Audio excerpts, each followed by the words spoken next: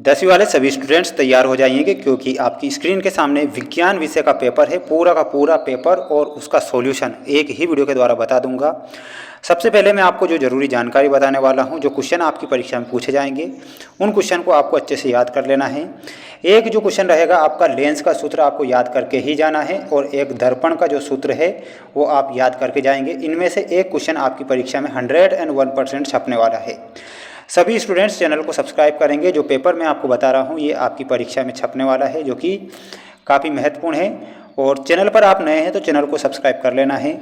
कक्षा 11वीं के लिए हम बेस्ट कंटेंट उपलब्ध कराएंगे, आपको ये ध्यान रखना है। देखिए, सही विकल्प में जल का पीएच मान आपसे पूछा है, तो जो जल का पीएच मान होता है आपको बताना है। जल का पीएच मान 7 होता है, जो कि ऑप्शन नंबर बी में आपको दिया गया है। निम्न में से कौन सा गुण प्रायः धातुओं के द्वारा प्रदर्शित नहीं किया जाता है? तो यहाँ पर आपका जो सही उत्तर हो जाएगा चमकहीनता, जो कि धातुओं के द्वारा गुण प्रदर्शित नहीं किया जा सकता है। चमकहीनता आपको सही उत्तर के रूप में याद रखना है, ऑप्शन नंबर सी में आपको दिया गया है। फेफड़े स्थित होते हैं, तो यहाँ पर आपको बताना है जो कि फेफड़े स्थित कहाँ पर होते हैं। थर्ड में आपको बताना है वक्ष गुहा में फेफड़े स्थित होते हैं। दो तंत्रिका कोशिका के मध्य खाली स्थान को क्या कहते हैं? ये क्वेश्चन कई बार आपकी परीक्षा में पूछा गया है, रिपीटेड क्वेश्चन होते हैं, याद करके जाना है। तो यहाँ पर सिनेप्स आपको ध्यान रखना है। दो तंत्रिका कोशिका के मध्य खाली स्थान को सिनेप्स कहा जाता है। जल्दी से चैनल को सब्सक्राइब कर लेना है सभी को। वीडियो को लाइक नहीं किया है तो वीडियो को लाइक कर देना है। ओनली 20 लाइक का टारगेट आज हम रखते हैं। नर युग्मक एवं मादा युग्मक के संलयन की प्रक्रिया क्या कहलाती है? तो उसे निषेचन कहलाता है। निषेचन आपको ध्यान रखना है। सभी स्टूडेंट्स चैनल को जरूर सब्सक्राइब करेंगे। वीडियो को लाइक नहीं किया है तो वीडियो को लाइक कर देना है, क्योंकि आपके ही लिए हम बेस्ट कंटेंट उपलब्ध कराएंगे और 12th तक कराते रहेंगे, ये ध्यान रखना है। यानी कि 12th तक हम आपको बेस्ट से बेस्ट चीज़ें देते रहेंगे। सामान्य दृष्टि के वयस्क के लिए जो सुस्पष्ट दर्शन की जो न्यूनतम जो दूरी होती है 25 सेंटीमीटर, आपको ध्यान रखना है सभी स्टूडेंट्स को। चैनल पर नए हैं तो चैनल को सभी को सब्सक्राइब कर लेना है माय डियर फ्रेंड्स। आघात वर्धनीयता एवं तन्यता का प्रमुख गुण है, तो यहाँ पर आपको बताना है ये धातुओं का प्रमुख गुण होती है। किसका? धातुओं का प्रमुख गुण होती है, तो यहाँ पर आपको लिखना है धातुओं का। रासायनिक समन्वय द्वारा होता है, तो जो रासायनिक समन्वय होता है वो हार्मोन्स के द्वारा होता है। तो दूसरे का आंसर क्या हो जाएगा आपका? हार्मोन्स। जो रासायनिक समन्वय होता है हार्मोन्स के द्वारा। मनुष्य में खालिस्तान जनन होता है, तो मनुष्य में लैंगिक जनन होता है, तो यहाँ पर आपको लैंगिक लिखना रहेगा। लैंगिक जनन होता है मनुष्य में। अगला है प्रतिबिंब की ऊंचाई और बिंब की ऊंचाई का अनुपात क्या कहलाता है?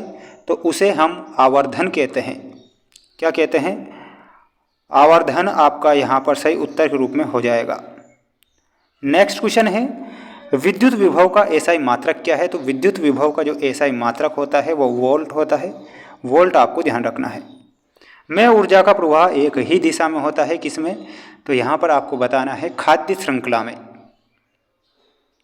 खाद्य श्रृंखला में ऊर्जा का जो प्रवाह होता है वो एक ही दिशा में होता है, तो यहाँ पर आपको खाद्य श्रृंखला लिखना है, ठीक। या फिर पारितंत्र भी लिख सकते हैं ना, ध्यान रखना है। देखिए, चैनल को जरूर सब्सक्राइब करना है। सत्य वाले क्वेश्चन है, डायरेक्ट में सत्य वाले क्वेश्चन बता रहा हूँ, तो इन्हें एक बार स्क्रीनशॉट लेके याद कर लेना है सभी को, है ना। देख सकते हैं, सभी को चैनल को जरूर सब्सक्राइब करना है ना। यहाँ पर हमारे 2 असत्य हैं, बाकी के सारे सत्य हैं। आपको स्क्रीनशॉट लेके पढ़ लेना है, क्योंकि समय अब बचा नहीं है इतना, क्योंकि एग्ज़ाम नज़दीक आ चुकी है ना। तो टाइम से पहले ही इन क्वेश्चन को जल्दी बता रहा हूँ ताकि आप इन्हें याद कर सकें। आयोडीन अधातु तत्व में आपका सही उत्तर हो जाएगा चमकीला। पलकों का झपकना यह प्रतिवर्ती क्रिया के कारण होता है। मादा युग्मक में अंडाणु होगा। आनुवांशिक पदार्थ में डीएनए। अपसारी लेंस में आपको अवतल लेंस से मिलाना होगा। विभवांतर का मापन होता है वोल्ट मीटर के द्वारा, तो वोल्ट मीटर आपको करेक्ट उत्तर के रूप में याद रखना है। सभी प्यारे बच्चों को चैनल को सब्सक्राइब कर लेना है। वीडियो को लाइक नहीं किया है तो वीडियो को लाइक जरूर करना है। अब देख सकते हैं अगला क्वेश्चन, जिसमें आपको रिक्त स्थानों की पूर्ति कर लिखना रहेगा। जल्दी से आप चैनल को सब्सक्राइब करेंगे। 2 विलयनों के मिलाने पर एक अविलय पदार्थ बनता है, तब यह अभिक्रिया क्या कहलाती है?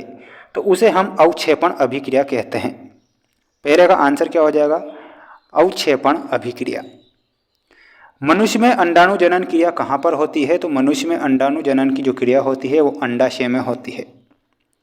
यहाँ पर आपको ध्यान रखना है अंडाशय। आनुवांशिकता का अध्ययन क्या कहलाता है? तो आनुवांशिकता का अध्ययन आनुवंशिकी कहलाता है। आनुवंशिकी, आनुवंशिकी आपको करेक्ट उत्तर के रूप में याद रखना है।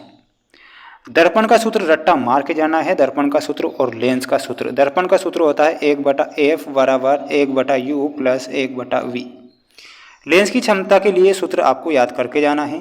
तो देखिए यहाँ पर आपको लेंस की क्षमता के लिए सूत्र आपको लिखना है ना। तो फिफ्थ में आपको बताना रहेगा और वो हो जाएगा आपका P डायोप्टर में, है ना। यहाँ पर आप लिखेंगे डायोप्टर में और बराबर में लिखना है 1/f, है ना। तो 100/f यहाँ पर आप लिखेंगे। ये आपका लेंस का सूत्र। ये दोनों ही आपको रट्टा मार के ही जाना है सभी स्टूडेंट्स को। उस युक्ति का नाम है जो अतिभारण एवं लघुपातन से उपकरणों की रक्षा करती है। तो यहाँ पर आपको फ्यूज बताना है। फ्यूज तार, फ्यूज तार करेक्ट हो जाएगा। और इसके बाद जो अगला जो सेट पेपर है ये देख सकते हैं आपकी स्क्रीन के सामने। इस सेट पेपर में भी काफ़ी महत्वपूर्ण क्वेश्चन है। 4 से तो 5 सेट पेपर बताऊंगा। अगर 4 से 5 सेट पेपर आपने देख लिए तो ऐसा कोई सा क्वेश्चन नहीं रहेगा जो कि एग्ज़ाम से बाहर हो। मिलते हैं नेक्स्ट वीडियो में।